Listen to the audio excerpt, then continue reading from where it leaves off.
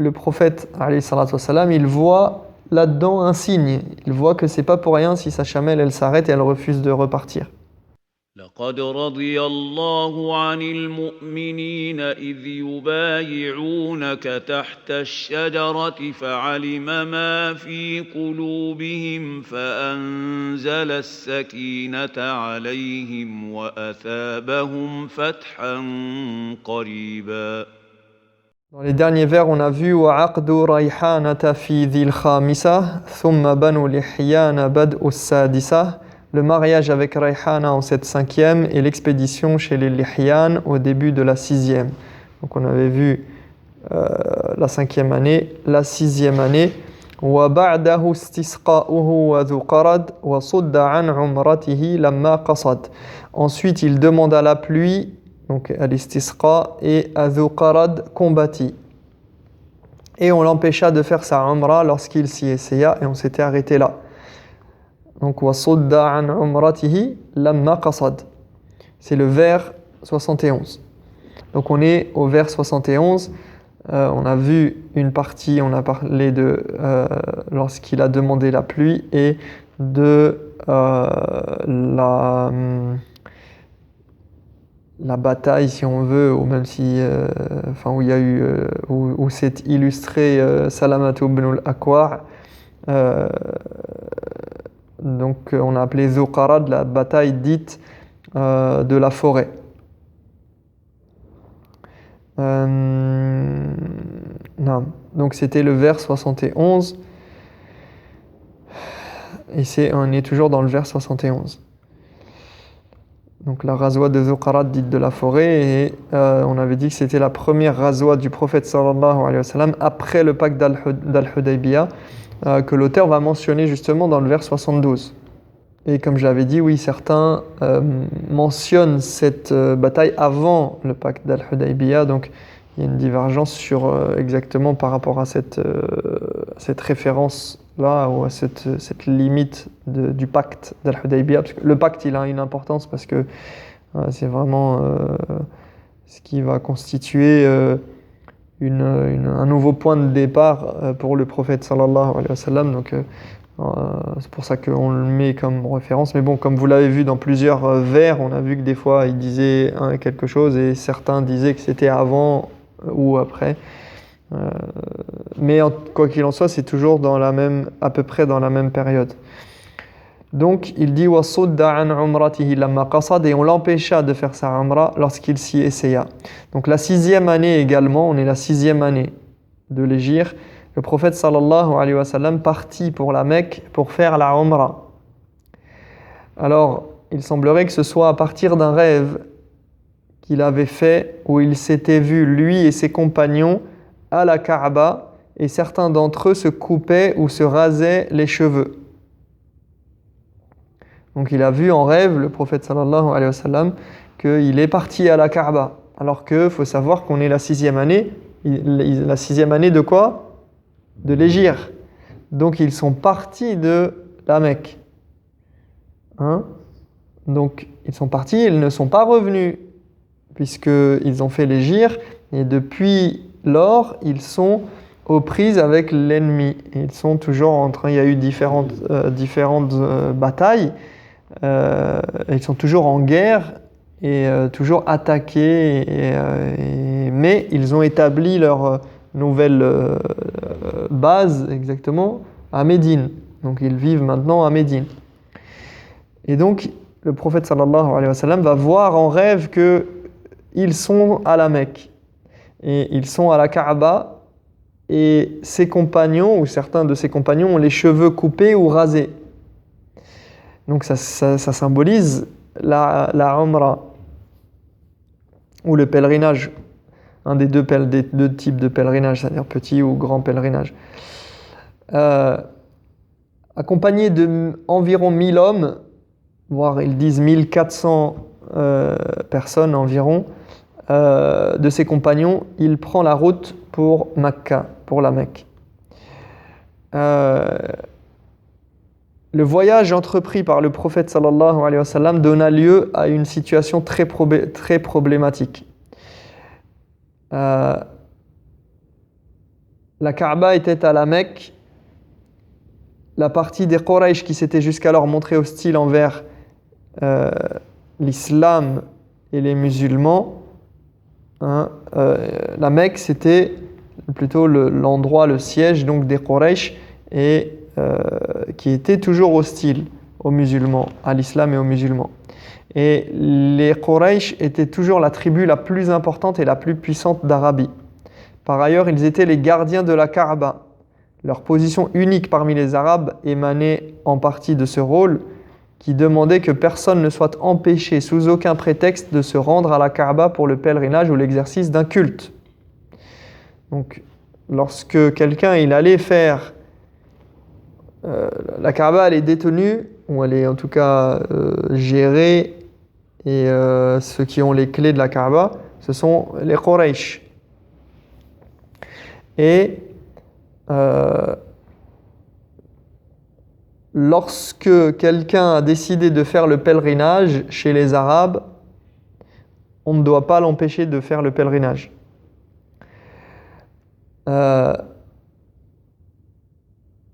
Les années précédentes, les musulmans n'avaient pas été autorisés à se rendre à la Mecque en raison de l'état de guerre existant entre les Quraysh et eux.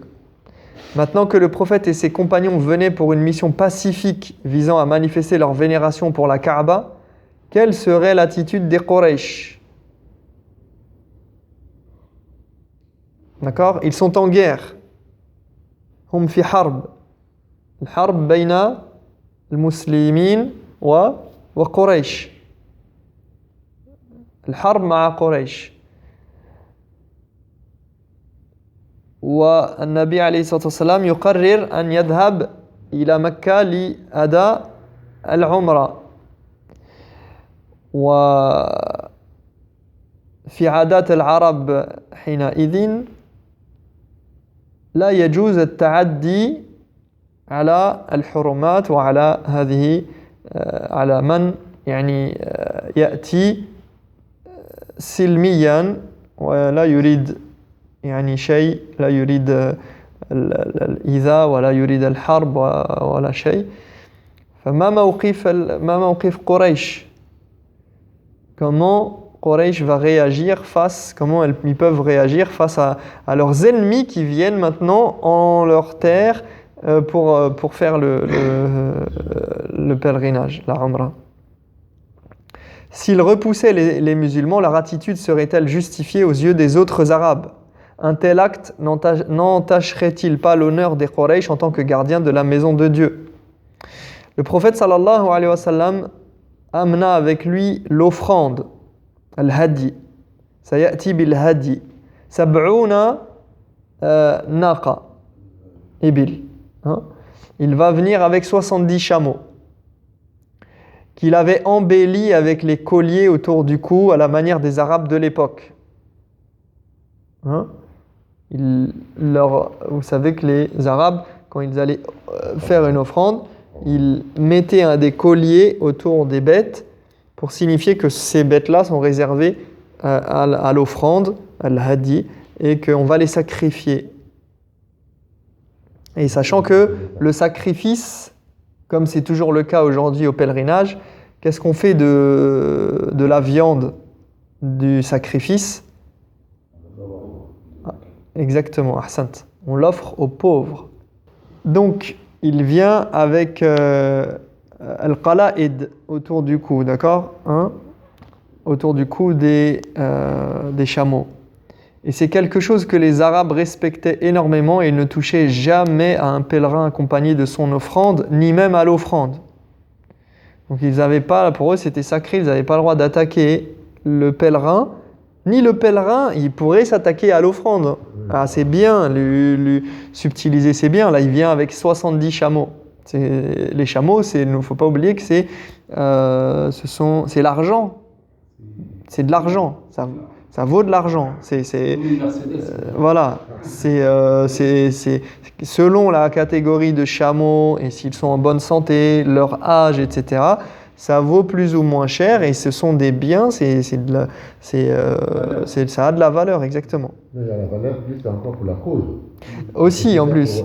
Pour être sacrifié, le Kaaba. Voilà, c'est double valeur. Il Voilà, n'y a pas que les armes, il y a beaucoup de nations qui habilitaient leurs offrandes. bien sûr. En chemin pour la Mecque, ils vont s'arrêter à Al-Hudaybiyah à cause de la chamelle du prophète sallallahu alayhi wa sallam qui va décider de ne plus bouger. On cria pour la faire relever, mais elle ne bougea pas. Certains suggérèrent qu'elle refusait d'aller plus loin. Le prophète sallallahu alayhi wa sallam leur dit qu'un tel refus n'était pas dans sa nature. Il ajouta, elle est retenue pour la même raison qui a retenu l'éléphant. Il faisait allusion à l'incident qui s'était produit près de 60 ans auparavant lorsque Abraha, le souverain du Yémen, monté sur un éléphant, avait pris la tête d'une troupe importante dans le but de détruire la Kaaba. Le prophète sallallahu alayhi wa sallam déclara ensuite « Par celui qui tient mon âme en son pouvoir, je répondrai favorablement à toute proposition que me feront aujourd'hui les Quraysh afin de rétablir de bonnes relations et de garantir le respect des sanctuaires de Dieu. » Puis il ordonna à ses compagnons d'établir le camp. Donc ils vont s'arrêter à cet endroit qu'on appelle Al-Hudaybiyah. Et le prophète, alayhi salatu wassalam, il voit là-dedans un signe. Il voit que c'est pas pour rien si sa chamelle elle s'arrête et elle refuse de repartir. Les Quraysh, voyant que les musulmans étaient arrivés jusque-là et étant déterminés à ne pas les laisser faire la Umrah, ils envoyèrent des émissaires pour convaincre le prophète alayhi salatu wassalam, de rebrousser chemin. Forcément, les Quraysh, ils savent que les musulmans sont en marche et ça ne leur plaît pas. Donc ils essayent malgré tout de les empêcher. Donc on ne va pas les attaquer, mais s'ils peuvent faire en sorte que non, ce n'est pas le moment de venir, on les convainc de ne pas venir, etc., eh bien, ils vont tenter. Donc, ils vont envoyer des émissaires. Et cette histoire d'émissaires, elle va avoir de l'importance. Poussés donc par l'orgueil et la colère, les Quraysh étaient déterminés à ne pas céder, quelles que puissent en être les conséquences. Les musulmans, quant à eux, ne souhaitaient pas entrer à la Mecque par la force, ce qui n'aurait conduit qu'à une effusion de sang et à un combat contre leurs propres concitoyens. Ils gardèrent leur calme, espérant encore trouver une solution à leurs problèmes. Les événements qui suivent vont mener au pacte d'agrément, Bay'atur Ridwan, cité dans le vers 72, où il dit « Wa bay'atur Ridwani awwal wa bana fiha bi rayhanata hadha bayyina ou buyina ». Donc il dit « Sauf que le pacte d'agrément précéda ». Et donc précéda par rapport au fait que ce qu'il a dit dans le vers de 71. Donc avant le pacte,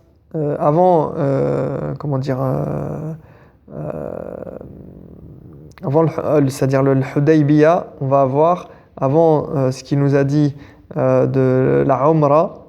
Du fait de faire la Umrah, il va y avoir le pacte d'agrément, Bay'atur Ridwan, donc Al-Hudaybiyah. Et donc, considérant la situation et le fait qu'il avait reçu 4 émissaires des Quraysh sans que ceux-ci ne manifestent aucune intention de revenir sur leur opposition à la venue des musulmans à la Mecque, le prophète sallallahu alayhi wa sallam trouva nécessaire d'exercer une pression sur les Quraysh. Il décida donc de leur envoyer un émissaire pour leur confirmer qu'il n'avait pour objectif que de pratiquer le culte à la Kaaba et non pas de se battre avec quiconque. Donc, les Quraysh vont envoyer des émissaires, le prophète sallallahu alayhi wa sallam il va leur renvoyer des émissaires, des Rusul. Son émissaire était Kharrash ibn Umayya de la tribu des Khuza'a. Dès que Kharrash arriva à la Mecque, les Quraysh blessèrent son chameau et voulurent ainsi le tuer. Il fut sauvé par la tribu des Habshi dont le chef Al-Hulays avait été l'un des émissaires des Quraysh au prophète sallallahu alayhi wa sallam. L'accueil infligé à Kharrash était contraire aux traditions séculaires de la diplomatie qui reconnaissait l'immunité aux messagers et aux émissaires. Oui, normalement, ça existe dans le monde entier d'ailleurs, en général à certaines époques. Quand on envoie des messagers, on sait que le messager, il est là pour délivrer un message de la part de son peuple. et qu'il n'est pas là pour agresser, ou justement il est là pour qu'on sache qu'est-ce qui se passe, qu'est-ce qu'ils veulent. Peut-être il vient informer de la situation de là-bas. On veut rien savoir. Voilà, exactement. Non seulement on veut rien savoir, mais on est en train d'adresser un message aux autres. Donc, chez les Arabes ne dérogeaient pas à cette règle, alaykoum salam wa rahmatullah, ne dérogeaient pas à cette règle qui existe partout, ou qui existait en tout cas à certaines époques dans la plupart des contrées et des pays. On reconnaît l'immunité des messagers, des gens qui viennent, même encore aujourd'hui, d'ailleurs ça existe, ce genre de cas où quelqu'un qui est envoyé par l'ambassade ou par... on sait qu'il a une certaine immunité et ça crée un... si on le tue ou s'il se passe quelque chose, ça crée un incident diplomatique. Donc, voilà, il y a des gens, quand bien même on est en guerre, où on n'aime pas l'État, où on n'aime pas la politique de tel ou tel pays, on n'a pas le droit de toucher à quelqu'un qui vient sur ton territoire et qui... Les médecins, le Croix-Rouge, voilà. ils portent le drapeau, oui. Ils sont tous dans ces bandes-là. Les ONG, etc. Les gens qui sont censés, qui ont un rôle, mais qui n'est pas forcément lié, soit qui n'est pas lié à l'État, ou qui ont un rôle de message. Et donc, le prophète sallallahu alayhi wa sallam va envoyer Kharrash. Et eux, ils vont s'attaquer à lui en blessant son chameau. Et peut-être certains ont voulu aussi attenter à sa vie. Et en tout cas, il n'est pas mort, mais le prophète sallallahu alayhi wa sallam ne va pas souhaiter que cet incident soit un obstacle à sa tentative de parvenir à une résolution pacifique du problème. Il n'y prêta donc pas attention et se concentra sur le maintien des contacts avec les Quraysh. Alors, donc, il va y avoir ils vont être donc toujours en pourparlers entre les Quraysh qui cherchent à dissuader le prophète et les musulmans de faire la Umrah, et le prophète qui persiste. Il finit par envoyer quelqu'un d'important parce qu'ils n'arrivent pas à s'entendre. Il envoie Uthman ibn Affan, radiyallahu anhu, pensant qu'il aurait plus de poids du fait de ses origines. Comme vous savez, ça marche par caste, et ça marche par clan, et ça marche par un tel qui est de telle tribu. Et donc, ceux qui sont des tribus nobles, eh bien, on les écoute plus que d'autres, et ils ont un poids. Ils peuvent faire valoir certaines choses. Donc, il envoie Uthman ibn Affan. Mais il va recevoir l'annonce fausse, bien sûr, de son décès après plusieurs jours de pourparlers avec Quraysh. Donc le prophète sallallahu alayhi wa sallam, il reçoit l'annonce, on lui rapporte que Uthman a été assassiné lorsqu'il a été envoyé. Profondément peiné et attristé, le prophète sallallahu alayhi wa sallam considéra qu'en tuant Uthman, son compagnon et son émissaire, les Quraysh avaient fermé la porte à tous les efforts visant à résoudre le différend pacifiquement. L'alternative qui restait était celle qu'il s'était efforcé d'éviter, la guerre. Il demanda à ses compagnons de lui faire le serment de combattre les Quraysh jusqu'à la fin. Il était debout sous un arbre lorsqu'il demanda ce serment et ses compagnons s'empressèrent de donner ce qu'il leur demandait. Chacun d'eux s'engagea à combattre sans jamais fuir la bataille, fût-ce au prix de sa propre vie. Le prophète se montra satisfait de la réaction de ses compagnons. Il prit aussi un engagement au nom de Uthman. Il dit « Uthman est en mission pour Dieu et son messager, je m'engage donc pour lui. » Et il serra l'une de ses mains avec l'autre en disant « Ceci est pour Uthman. » Donc, il a serré ses mains comme si Uthman avait serré la main du prophète sallallahu alayhi wa sallam, ou l'inverse.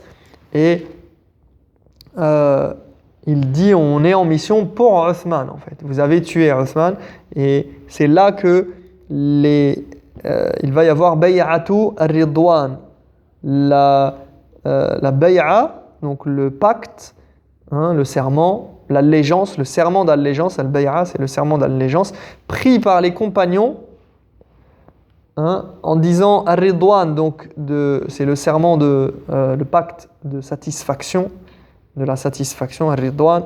Et pourquoi ça s'appelle comme ça? Parce que Allah va révéler. Donc pourquoi? Parce que eux-mêmes déjà ils sont satisfaits de ce que le prophète sallam a décidé, et parce qu'ils s'engagent à la vie et à la mort pour le prophète, et ils s'engagent en disant on te suit quoi qu'il advienne.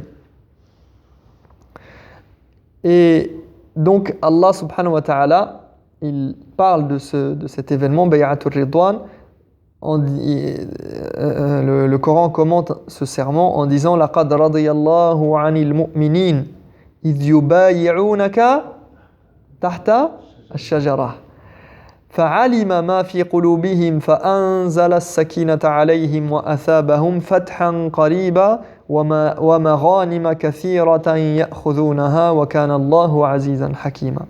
Donc il est dit Dieu a été satisfait des croyants qui t'ont prêté serment d'allégeance sous l'arbre. Ça c'est un verset du Coran. Dieu a été satisfait des croyants. Laqad radiyallahu 'anil mu'minin. On a le terme radiya, donc c'est pour ça qu'on appelle Bay'atul Ridwan.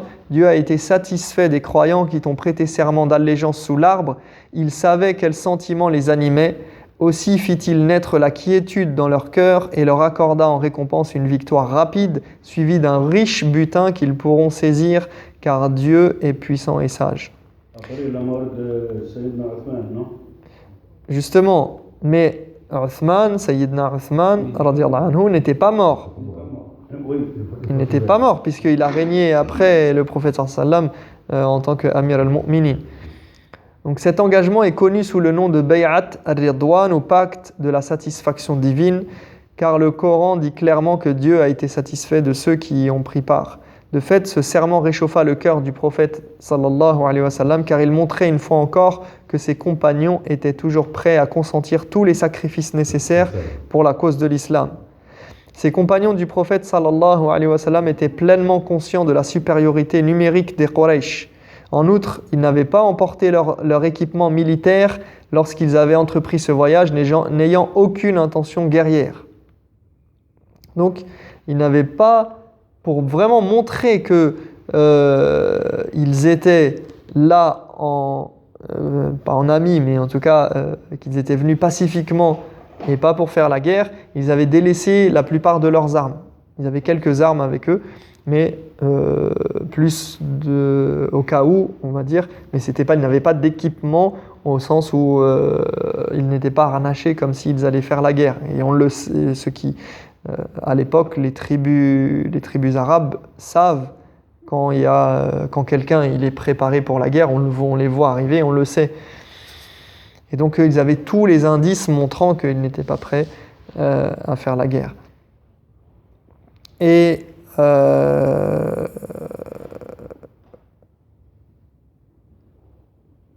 donc, Bay'atul Ridwan, eh bien, ça précède le pacte d'Al-Hudaybiyah. Et la même année, ici, il nous est dit wa Bay'atul Ridwani awwal wa bana fiha bi rayhanata hadha bayyina wa hadha buyyina. Donc, sauf que le pacte d'agrément donc précéda la venue pour la Umrah. Et le prophète sallallahu alayhi wa sallam fut dans l'intimité avec Rayhana. Ceci est confirmé plus d'une fois. Et donc il va y avoir ce pacte avec... Ah, on en a parlé. Rayhana, on a dit que c'était soit une des femmes du prophète sallallahu alayhi wa sallam, soit une de ses concubines, yani ma malakat yaminuhu. Ouais.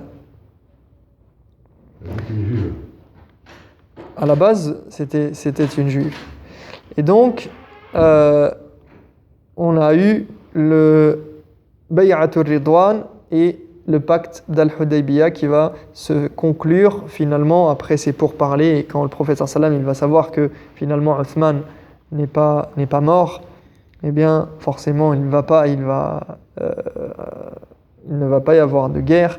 Et au contraire, les Quraysh et le prophète sallam vont faire un pacte à Al-Hudaybiyah justement un pacte de non-agression réciproque et un pacte de paix. Et là, ça va commencer à changer, les choses vont évoluer d'une autre manière. On verra ça, Inch'Allah, la prochaine fois. Nasallallahu tabaraka wa ta'ala an yahdiyana ma yuhibbu wa yarda. Subhanakallahumma bihamdika ashhadu an la ilaha illa anta astaghfiruka wa atubu ilayk.